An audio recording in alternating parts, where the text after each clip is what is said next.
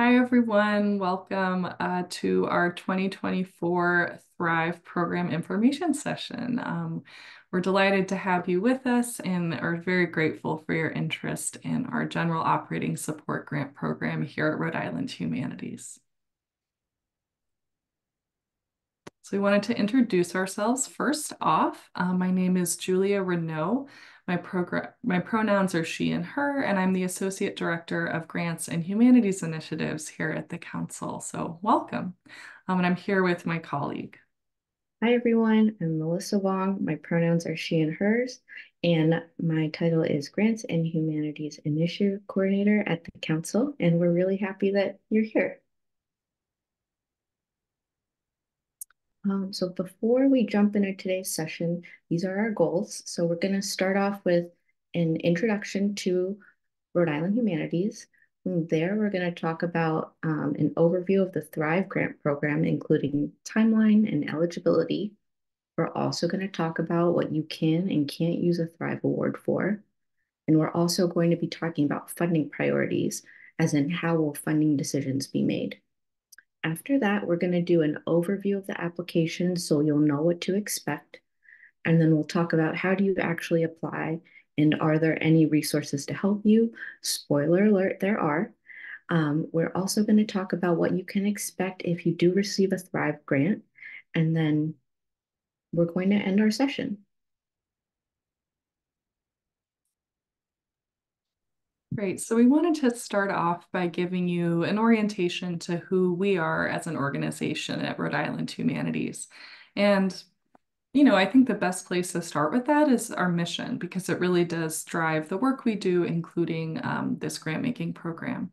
So our mission is that the Rhode Island Council for the Humanities seeds, supports, and strengthens public history, cultural heritage, civic education, and community engagement by and for all Rhode Islanders.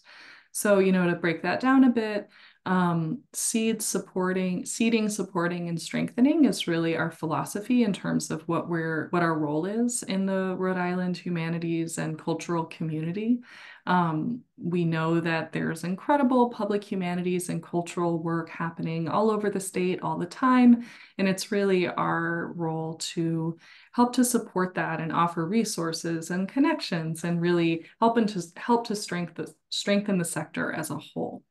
In terms of what we fund and what we work on, this list here, public history, cultural heritage, civic education, and community engagement, that's a really great place to start. We do think about humanities as encompassing more than this, but this is a really great initial starting place to think about what we focus on. And then in terms of who we serve as an organization, really by and for all Rhode Islanders. So we know that's aspirational. We know we can always do better with that, and we're working to always do better with that. But that is our mission to serve, to be by and for all Rhode Islanders. We also wanted to share with you our vision and our values. And so this is a sneak preview of a new strategic plan that we have that will be rolling out the end of February, beginning of March. But we wanted to share this as well to give you some overall context on our priorities and perspective as an organization. So our vision is our aspirations and hopes for the future. And I won't read the whole thing, you can do so, but just to call out a few things connected to the grant making program that we're discussing today, that we're actively encouraging Rhode Islanders to engage with the complexity of the state's history, its current challenges, and future possibilities. That we're really committed to amplifying many voices to explore historical and contemporary issues and to celebrate multifaceted perspectives and approaches, and also really looking to inspire participation in community, promoting conversation and difficult dialogues, and to establish the basis for shared understanding that also acknowledges differences. And we know that this is the work that the cultural sector really does. And so we're here to amplify and support that. And in terms of our values, our core principles that guide how we act and what we do, three of those are relevance, collaboration, and community. So now that you've gotten the overview of kind of who we are philosophically, a bit more logistically. So we were founded in 1973, so we just celebrated our 50th anniversary last year, which was fantastic. If you were able to join us for any of that celebration, including our 50 Fest festival in October, so glad you could do so. We are an interesting kind of organization. So we're a private 501(c)(3) nonprofit. So we are our own independent nonprofit. We're not a government agency. However, we are affiliated with a government agency. So we are an affiliate of the National Endowment for the Humanities, which is referred to as the NEH, which is a federal agency.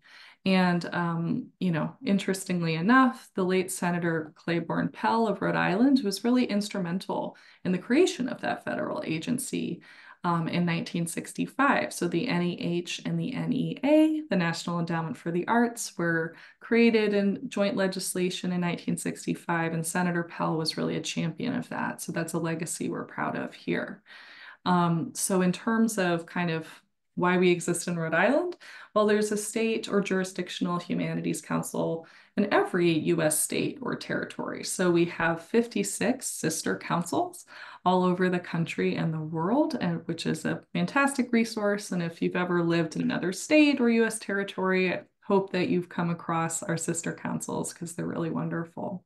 But they, like us, are all independent nonprofits that have an affiliation with the federal agency. So one place that federal affiliation comes up is in terms of our funding. So we do receive federal funding that comes, it's a congressional allocation that comes to us via the NEH. And in any given year, that funding is really like 60 to 80% of our overall budget. So a really significant portion of our budget is federal money. We also get private funding from individual donors, foundation grants. So like you potentially, we are grant seekers as well as grant makers. And we also have a sponsorship program. And then actually, for the first time this year, we are receiving funding from the state of Rhode Island. So that directly connects to the existence of this program, but we're very excited to be included in the 2023 state budget for this grant making program. So grateful for that.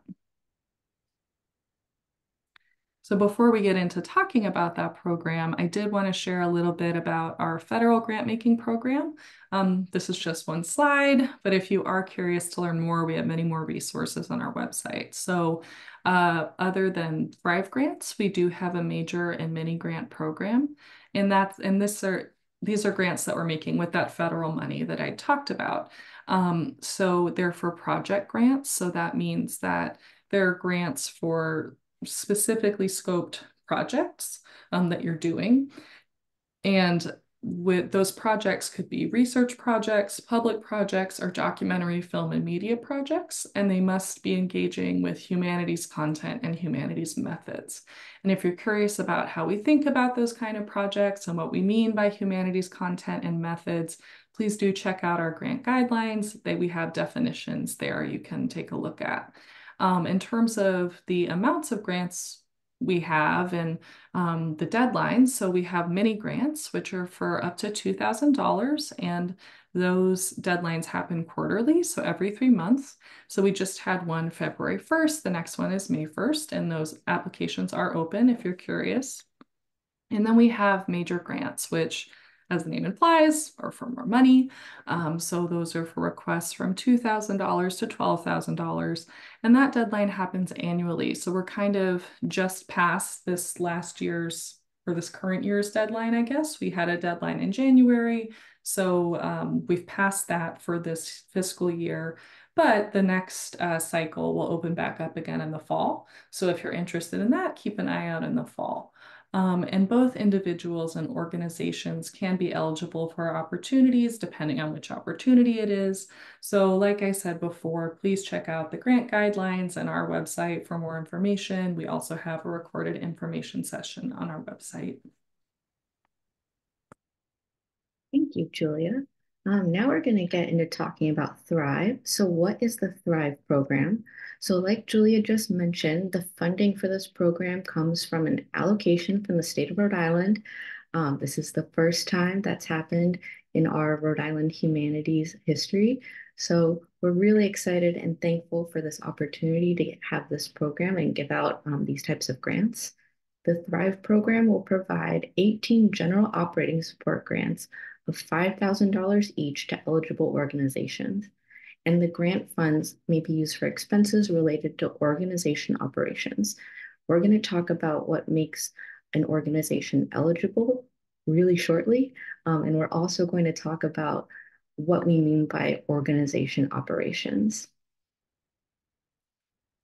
Okay, so timely. So who is eligible to apply for a Thrive grant? So to be eligible for Thrive funds, organizations must be located in Rhode Island and primarily serve Rhode Island residents and visitors, be a nonprofit registered with the state of Rhode Island. Federal tax exempt status is not required, so you do not need to be a 501c3 nonprofit or an equivalent federally tax exempt nonprofit, but you do need to be a nonprofit registered with the state of Rhode Island.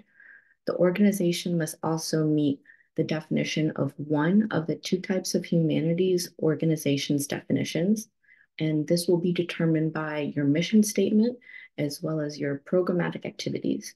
So the two types of humanities organizations are going to be cultural heritage organizations and local historic and or preservation societies. And we'll talk a little bit more about how we think of those two types of organizations very shortly. Organizations must also have a current annual operating budget of $150,000 per year or less. And you'll see that there is this participation clause here at the bottom. So participation in any other Rhode Island Humanities grant-making program will not affect eligibility for the Thrive program. So like Julia mentioned, we have our major and mini grant program. So if you've received one of those grants, that does not affect your eligibility for the Thrive program. If you would like to apply for the Thrive program and then you'd also like to apply for a mini or major grant, that's also totally fine too. Okay, so let's talk a little bit more about these humanities organizations definitions. So to determine if you are one of these two types of humanities organizations, you would look at your mission statement as well as your programs and services. And we have these definitions listed here on the slide, as well as in our Thrive FAQs and also in our application. And just to clarify, eligible organizations for the Thrive program must fall into one of these categories, but they don't have to be both. It's it's possible that you could also be both, but you don't have to be. You just have to be one. All right. So what is a cultural heritage organization? We think of a cultural heritage organization as one whose mission and programs include a focus on the preservation, perpetuation, and promotion of a heritage, histories, and or cultural practices and traditions representative of particular culture and or people. And then what is a local historical and or preservation society? Well, we think of that as an organization whose mission and programs are dedicated to the preservation, perpetuation, and promotion of a history and culture of a particular place. Now, again, you would look at your mission statement and your programs and services to determine if your organization falls into one of these categories. But if you have any questions, you're welcome to reach out to myself and Julia. So we just talked about who is eligible to apply for a Thrive grant. Let's now talk about who is not eligible to apply for a Thrive grant. So the following types of applicants are not eligible: individual applicants, for-profit organizations, foreign entities, K through 12 schools, institutions of higher education, state and local governmental entities, and nonprofits who do not fit the eligibility criteria that we talked about on the last two previous slides. Thanks so much, Melissa. So to talk a bit about, what you could use a Thrive Award for. So we have tried to make this as expansive as possible. The purpose of these grants is to support operational costs of an organization. So unlike the federal grants that I talked about before, it's not specifically scoped for a project. It's really to help your organization in its daily operations. So we have a list up here that I'll go through, but this isn't exhaustive. So if you're interested in using the funds for something else and you're not sure if it's eligible, definitely reach out and let us know. But as for starters, you could use it for staffing, rent and utilities, program supplies and materials, website and database development and maintenance, marketing and communications, technology equipment, capital expenditures and facilities repairs, physical and digital accessibility and improvements, and consultant fees. So really, ranging from your constant contact or WordPress subscription to the salary for your part-time program assistant to the new printer that you've needed for the last 5 years to, helping to get a new rail for your ramp that's going into your building, all of those kinds of things would be totally fine. And there is no cost share or cash match requirement for Thrive Awards. So that's another difference from our major and mini grant program, if you're familiar with that. We do require a cost share, but here there is none. And if you're not sure what that means, that's okay, because the point is that you don't need to worry about it. So there you go. So we do have some restrictions on the use of this funding. We've tried to make them as minimal as possible, but also this is state funding. And so we want to make sure it's being administered responsibly. So you cannot use Thrive funds for the following. So expenses unrelated to the operations of the grantee organization, the purchase of alcoholic beverages, the purchase of firearms, guns, and/or explosives, competitive re-granting prizes or awards, pre-award costs prior to May 1st, 2024. So really what that one's about is retroactive funding, using the funding for costs that were incurred before the award date. So in this case, we were planning to make the awards by May 1st. So that's the time when you'd start to be able to use the money for expenses. Promotion of a particular political, religious, or ideological point of view, advocacy of a particular program of social or political action, support of specific public policies or legislation, or lobbying. So again, these are state funds. We were happy to answer any questions you have about this section. Any fundraising or for-profit efforts, such as social events or benefits, undergraduate or graduate schools activities, like activities which are part of a graduate or undergraduate degree program or for which academic credit is received. So yeah, again, please let us know if you have any questions about this. So in terms of, what will happen after you submit an application, we wanted to talk about that a little bit, about how decisions will be made about who receives these awards. So like Melissa said a few minutes ago, we have the resources to make 18 Thrive grants of $5,000 each for a total of $90,000 dispersed. So, once our deadline passes, and we'll go over that timing, but once the deadline passes, Melissa and I will review all applications for eligibility. And so from there, if we have resources available for all eligible applicants, all applicants would receive funding. So if we got 18 or fewer eligible applications, we're all set. However, if we have more eligible applicants than resources available, we will be giving priority to the following two kinds of organizations. So one is organizations where the communities served by the organization are reflected in organizational leadership. And then also organizations that are making efforts towards strengthening diversity, equity, inclusion, and accessibility in their programs, services, and operations. So you might be wondering how we will assess this.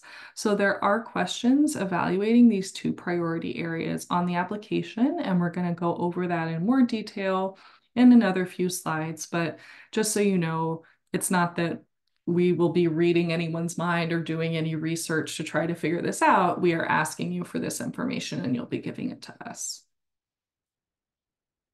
In terms of who will be doing that evaluation, it will not be Melissa and me. So, in the event that we have more eligible applications than resources available, we would convene a diverse panel of our board members and reviewers from the community who would evaluate the application responses to those two questions that I mentioned according to a review rubric, and they would make final recommendations. So that rubric is publicly accessible. It's linked on our website right now and in these slides. So you're welcome to take a look at that to better understand how those questions on the application would be evaluated if we did have a competitive process in that way. So just to give you an overall sense of the timeline for the program before we go deeper into the application. So the application is open now. You can access it. It opened on January 26th. And it is due at the very latest. The deadline is March 22nd at 11:59 p.m. EST. That is a hard deadline, so please make sure to get in your application before then. We recommend not waiting till the last minute, just in case you have questions or technical malfunctions or your power goes out or what have you. But definitely by that 11:59 p.m. EST, press submit if you wish to apply. We'll spend late March and April going through that process I just talked about, and we will be giving notifications to applicants by the end of April. And then if you do receive a grant, you will have your grant funds dispersed by the end of May. And then you will need to spend that money, that grant funding, by the end of the calendar year, December 31st. All right, so we are now at the part where we're going to go deeper into the application. So the application is separated into different sections with a number of questions in each section, and it starts off with eligibility checks. So eligibility checks is a section where we're asking if your organization meets the eligibility criteria we talked about a little earlier. This is a series of yes or no questions on the application. So as an example, is your organization located in Rhode Island? Yes or no? And this is a series of about 5 or 6 yes or no questions to assess your organization's eligibility. The next section is organization information. So this section is asking for the contact information of your organization, like the address, phone number, and congressional district your organization is located in. The next section is authorized officials contact information. So for the Thrive Grant Program, we require 2 authorized officials. You might ask, what is an authorized official? So an authorized official, we think of that as someone at your organization that has legal and fiduciary oversight at the organization. Typically, we think of these people as they're authorized to sign contracts and checks on behalf of the organization. It could be the executive director, the CEO, the CFO, the chair of the board treasurer, or the board president.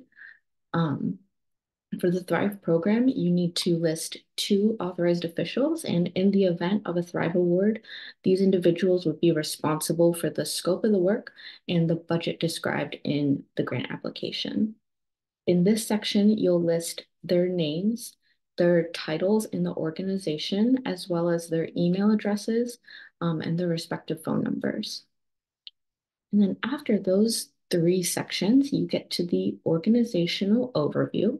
So this section asks for 3 questions: mission statement, community served, and programs and services. So we'll start at the top with the mission statement. So we'll ask that you provide your organization's mission statement. What we're looking for here is a 1 to 2 sentence statement that summarizes your organization's purpose and focus. It's typically developed and approved by your organization's leadership and is used for formal purposes like tax filings, as well as in public communications. The next question is community served by your organization. So if you've made it to this section of the application, it means that your organization likely serves people from a particular heritage or cultural background and or in a particular location. It means that you've checked off that your organization is either a cultural heritage organization or a local historic and or preservation society. Because remember, that's one of those eligibility criteria for this Thrive program. So here we're asking that you tell us and expand on which communities primarily your organization serves. And then the last question in this section is programs and services. So here we're asking that you briefly summarize the programs and services your organization offers to your communities and to the public at large. If you have a standard description of your organization's programs and services that you would use in a public-facing way, like in a pamphlet or on your website, you're welcome to use that same statement in this question. You can just copy and paste and pop that in. Moving right along with the application. So the next section are documentation questions. So there are two documentation questions here. The first one is the current fiscal year annual operating budget overview. So for this question, we're looking for documentation that says that your organization has an annual operating budget of $150,000 per year or less. So if you recall, this is another eligibility requirement for this Thrive program. What we're looking for here is a one-page Excel spreadsheet or a PDF that includes the total projected income and total projected expenses with a breakdown of sources of income and categories of expenses. And here we're looking for, again, a one-page Excel spreadsheet or a PDF that you'll upload to your application. The second documentation question is the state nonprofit registration document, also called an entity summary. So for this question, we are asking for documentation that your organization is registered as a nonprofit corporation in good standing with the Rhode Island Department of State. That is an incredible mouthful of words. So to find your entity summary, you would go to the Rhode Island Department of State website, and we provide the actual link in the application, so you're welcome to follow the instructions there. So you would click on that link, and then from there you would search in the Department of State's database for your organization's name. You would then download the entity summary as a PDF and upload it to this application. So just to confirm, we're not looking for a federally tax exempt letter here. So we're not asking that you upload your 501c3 letter. We are asking for the specific Department of State nonprofit registration document, also known as an entity summary. So we have an example of that entity summary link in the application, and also on the link if you click on this slide. And you might be asking yourself, well, what does that look like? And that's an excellent question. So it kind of looks like this. So this is in the entity summary for the Rhode Island Council for the Humanities. You can find this online if you click on that link and search Rhode Island Council for the Humanities. This is what will pop up. So what we're looking for here is that it's from the Rhode Island Department of State, and it says entity summary at the top, and you will search for your organization. So that's what will be filled in with this summary for. It'll be summary for, and then whatever the name of your organization is. If you've made it to this page, you'll then download this as a PDF and then upload it to your application. If you have any questions about how to access the entity summary for your organization, you can definitely reach out to myself and Julia. We'll talk about how to do that in just a few slides. So moving on with the application, the next section are narrative questions. So there are two in this section. The first is reflection of community served in organizational leadership. And the second one is efforts towards diversity, equity, inclusion, and accessibility. So again, we'll start with the first one, reflection of community served in organizational leadership. So earlier in the application, you will have identified the communities your organization primarily serves. That's in that organizational information section. So in this question, we're asking, how does your organization's leadership, like the board, staff, and any other leadership roles, how does your organization's leadership reflect the communities you serve? For this question, feel free to discuss community participation in your organizational leadership, the composition of your organization's leadership, and or meaningful collaborations between your leadership and served communities. You can keep your response brief for this question. 1 to 2 paragraphs is ideal. The second narrative question is efforts towards diversity, equity, inclusion, and accessibility. So with this question, we'll ask that you share an overview of any efforts your organization has made or is in the process of making towards strengthening diversity, equity, inclusion, and accessibility in your programs, services, and operations.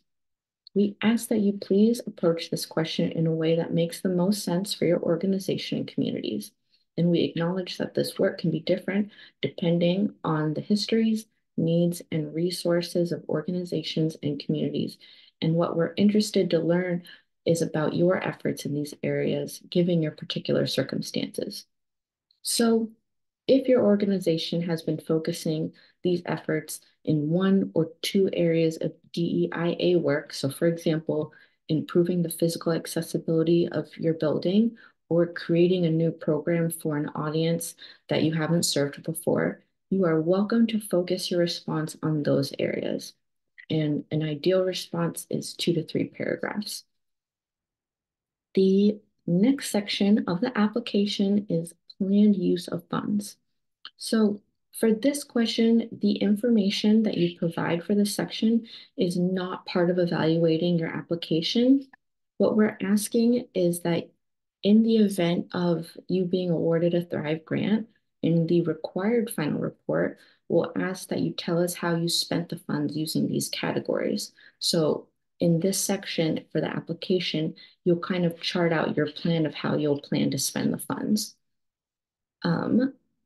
Part of the reason why we're doing this is we would like to know more about the operational needs of the organization we serve in our grant making programs. So for example, we think that this is going to be a really great data point both for our sector and information that we can share with legislators. For the actual application, what this section looks like is a table. And when you click on the table, the categories of expenses that you can spend Thrive funds on will appear. And the categories are categories that Julia listed earlier in the What Can I Use My Thrive Award for? There's also a category of other in case there's an eligible expense that we didn't list that you would like to spend your Thrive Awards on. So for this table, you would select one or however many categories make sense for how you'd like to spend your Thrive Award for. It can be one category, rent and utilities for $5,000. You plan to spend that, or you can pick as many categories and split up the funds as long as they total $5,000 because that's how much your Thrive Award would be for. And the main point for this is that we're assessing that you're spending all of the funds within our eligibility requirements. And lastly, there is a PDF reference copy of the Thrive application that's available on our website, and it's also available on these slides if you click on the link. So if you'd like to get a feel for the application before you actually fill it out, you're welcome to take a look at that at any time. Thank you so much, Melissa. So as Melissa just said, that reference PDF is available for you of the application. However, it is just for reference, so you will not be able to apply using a PDF. In order to apply, you'll need to go through our grant making portal. And this image is a screenshot from our Thrive page on our website. And we have a button there that we've circled that says apply for a Thrive grant. So if you click on that, it'll take you to our grant making portal. It's the same portal that we use for all of our grant making programs. So if you've applied for a grant from the council, probably in the last 10 or 15 years, you should still have that account. But also if you're new to us, you can make an account pretty easily. So it's the same portal that's also linked off of our major and mini grant pages. So hopefully you'll end up there if you click on any link on our website that says apply. And once you get on there, there's a little spot in the upper left corner that says apply. You click on that, and then you can find the Thrive program. So if you need help, we are more than happy to help you answer your questions. Melissa and I, favorite part of our jobs are working with people, so you are not bothering us if you reach out. One great way, if you'd like to meet with us, we have a system set up for that. So for one-on-one support sessions, you can sign up for a 15-minute appointment with Melissa or me below, or well, below on this slide, but also using that link. All meetings will occur by Zoom. So you can go on rihumanities.thrive.youcanbook.me and book an appointment there. Um, in terms of support outside of those opportunities or availability outside of those, that will be available as allows. We do encourage you to take advantage of the opportunities we have available, particularly in terms of timing, in terms of getting started with your application. The sooner you begin the process, the more time we'll have to assist you. We do our best to answer questions that come in like the 48 hours before a deadline, but at that point, it really is touch and go, and we might not have a chance to get back to you. So the earlier you take a look, the more time we have to support you. Something that's not on this slide that I will add is we're also happy to read a draft of an application if you like. I mean, it's hopefully, as you saw, it's not a super involved application. So hopefully, it's fairly straightforward. But if you would like that feedback, we're happy to provide it. You would just need to save your draft in our application portal by March 8th, which is 2 weeks before March 22nd, and send us an email and ask for that feedback. And if you do that at least 2 weeks ahead of the deadline, we have time to review and give you application or feedback that you can then implement in your revision. And of course, you can always reach out to us at grants@rihumanities.org with any questions. Both Melissa and I check that inbox, so it's the best way to get in touch. So also just wanted to preview a little bit about what would happen if you received a grant. So first of all, congratulations. We're excited to support your work. We would, as part of that grant award process, we would share paperwork with you that you would need to complete and submit in order to receive your grant funds. So that's going to be a grant agreement, which is basically a contract, and some other paperwork as well, like a W-9 and things like that. Funds must be spent by December 31st, like I said before, so by the end of the calendar year. And then we will have a required final report due on March 3rd, 2025. We'll do our best to make that as brief as possible, but you can expect some narrative questions as well as, we mentioned a financial report. It's fine if the way you end up spending the money is different than the way you said you would in the application, as long as everything you spend the money on is eligible. So, there won't be any penalty or cause for concern if there's a difference between your initial planned use of funds and what you report in the final report. We just want that final updated information again, so we can, use that to inform our own understanding of the needs of the cultural sector that we can then share with other interested parties, such as legislators who are put together a state budget. So if you do have any questions, of course, at any phase, including after an award, please contact us at grants@rihumanities.org. And overall, we just want to say thank you so much for your interest in this program. We hope that this has been informative and, are really looking forward to being in touch with you. Wonderful. Thank you so much.